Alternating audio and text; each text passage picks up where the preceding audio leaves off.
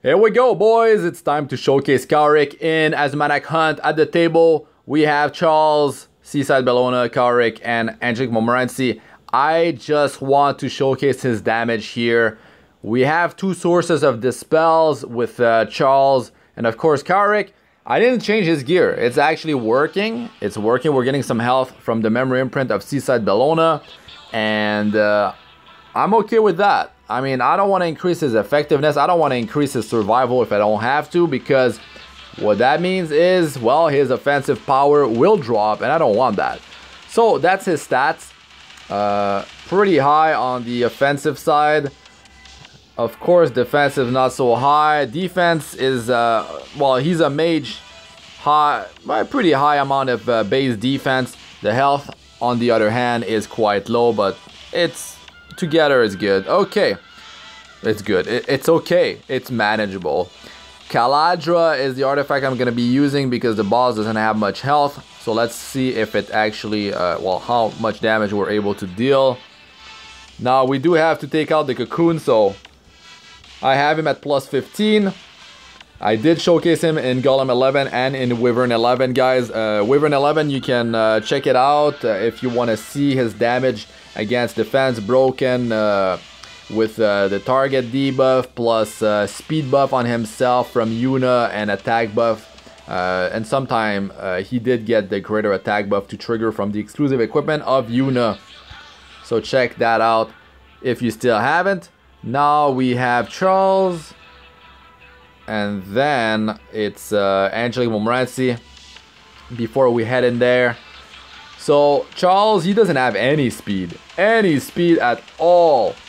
Elbrus Ritual Sword, which can trigger and deal some sweet extra damage. He's plus 15 skill up, so we can sort of like compare all these heroes' damage with Kawerik to give us an idea of where he stands.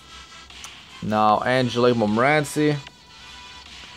I mean, she's fast, good survival, high effect resistance for PvP. Rod of Amaryllis boosts her health, her healing, I mean, which is, well, very useful. Her self-memory imprint of effect resistance is very welcome. Okay, let's go in there and see what happens.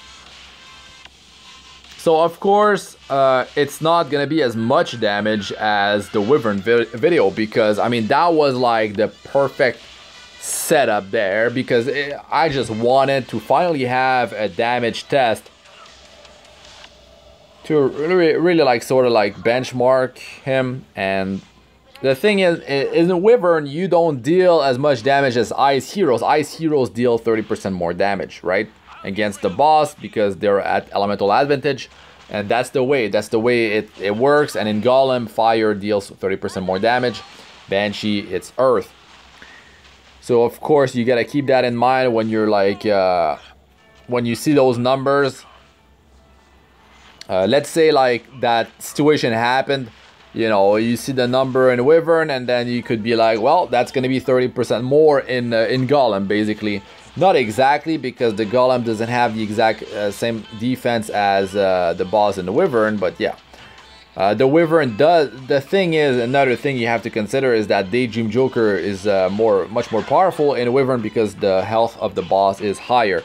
Okay, let's see here what actually happens during the battle. Is he gonna dip low? Of course, the damage is garbage because we need to deal with these cocoons. So Seaside triggering the S2 passive, that's really good to take those out, but by itself is not enough. I would have to, I don't know if she had attack buff actually when this counter attack happened. Now we got the AoEs on Kawerik and Charles, of course they are on cooldown. Seaside, well, she's got her S3 plus the passive, which is that's pretty solid to deal with the cocoons. This is not gonna be the fastest of runs, that's for sure. But I just want to see some numbers. And can he dispel the frenzy? Can he boost skill cooldown to the boss as well? That could be helpful. But yeah, we don't have effectiveness, we have 0. And when you have too many debuffs, that's an issue in this place, because if you land 3 debuffs, you cannot, I mean, they will be taken off. I didn't notice how much damage that was. Man, a lot of bursts is happening before the next round of cocoon happen. And this Elbrus, man, this whole damage triggered before the cocoons. Like the Elbrus triggered before the cocoon happened, so Charles was able to deal full damage. It seems to be like that's how they calculated how it works.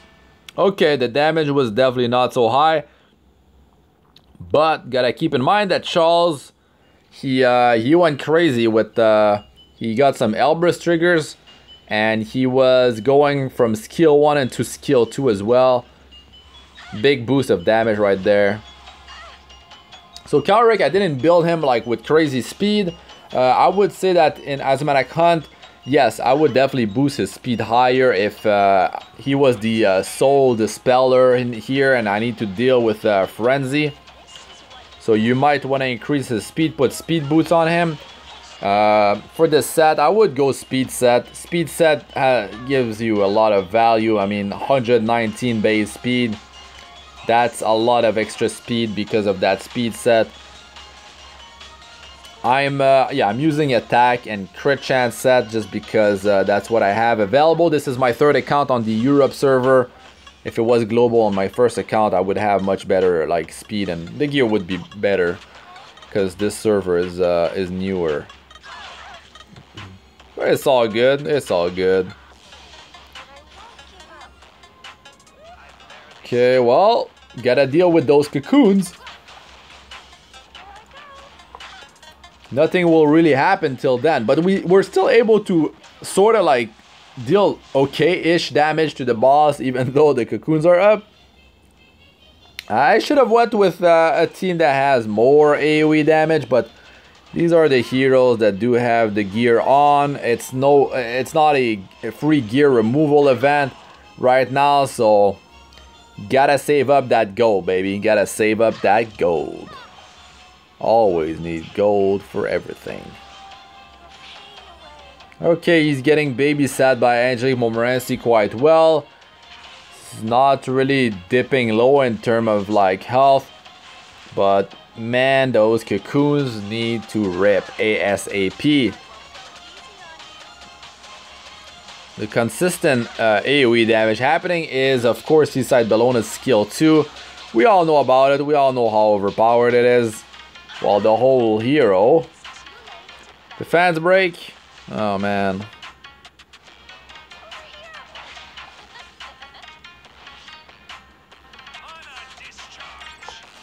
Here's the AoE.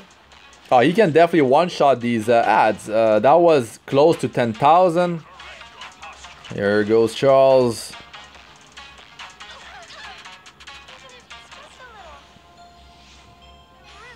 Yeah, the uptime on the attack buff is kind of trash because Charles doesn't have speed. He doesn't have speed. He's rocking base speed. Okay. 11.2k, but no defense break. No attack buff.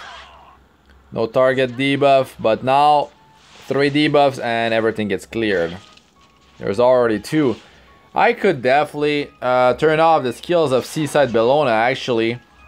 Yeah, I should do that. Let's have another run and see how that goes with her skills turned off. The thing is, you don't really want to have the unhealable and unable to be buff debuff applied on the boss if you have more debuffs part of your team, because if that 3rd debuff lands, they get cleared.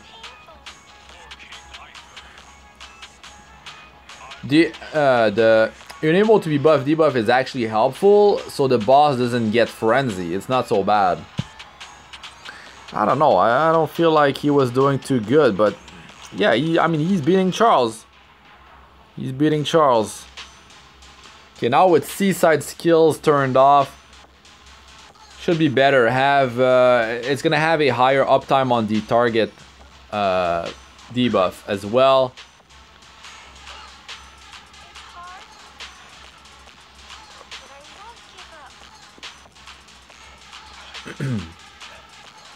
What if they just take out Kawerik during the ad phase here before the boss? He's so squishy, man. He's so squishy. Here I go. The time has come to determine the victor. So that was 5,000. Yeah, between 7 and almost 9,000 on Charles on his skill 3 versus Kawerik dealing like 5 to 6k on his skill 3. That is without the speed buff, so he doesn't have the penetrate 30% defense. And he doesn't have speed buff, so he's not getting that extra bit of damage as well.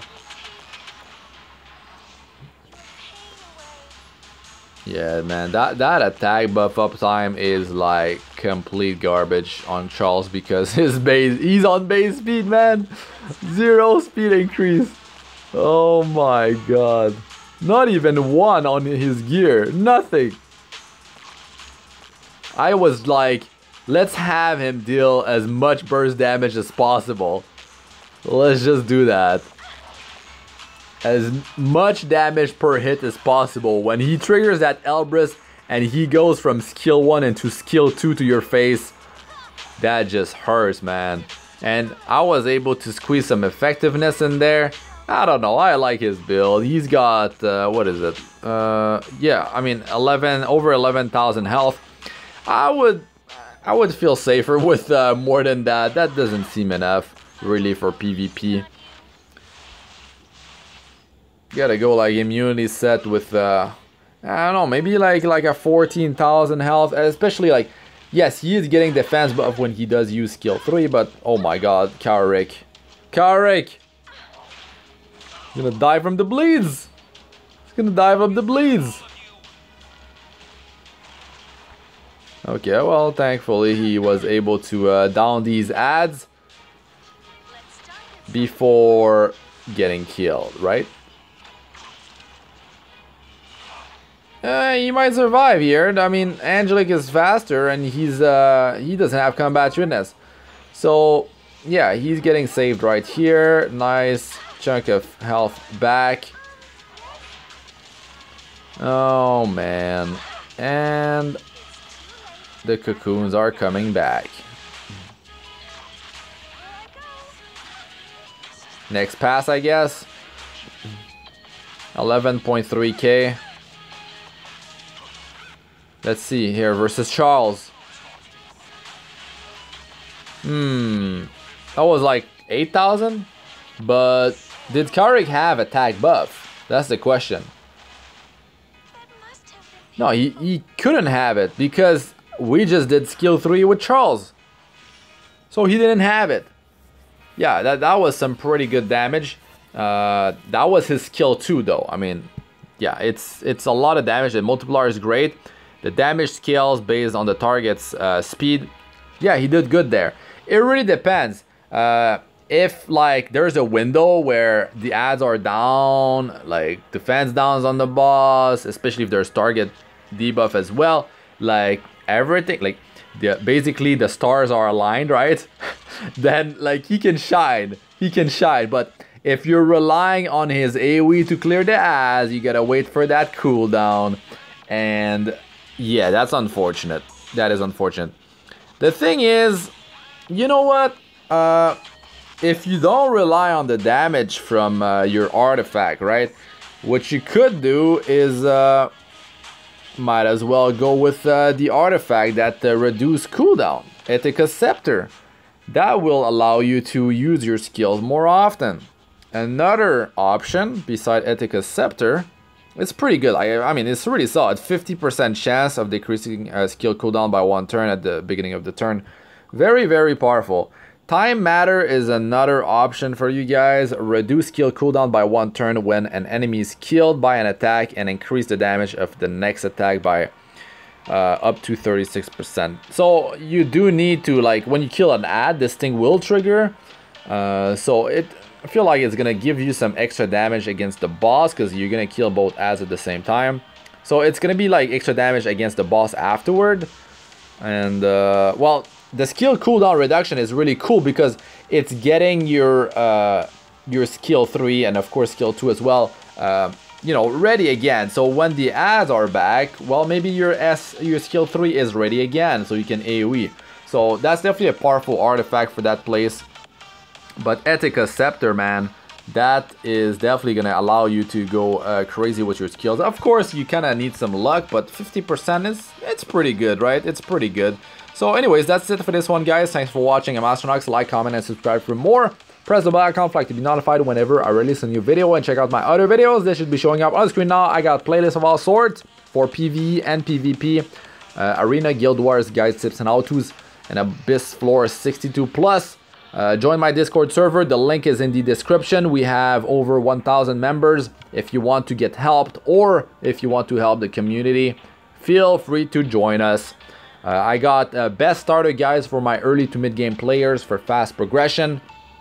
That's a playlist with a lot of good information in there, so you should check it out if you are in early to mid game. But that's it for this one. Good luck with all you do. Peace out for now.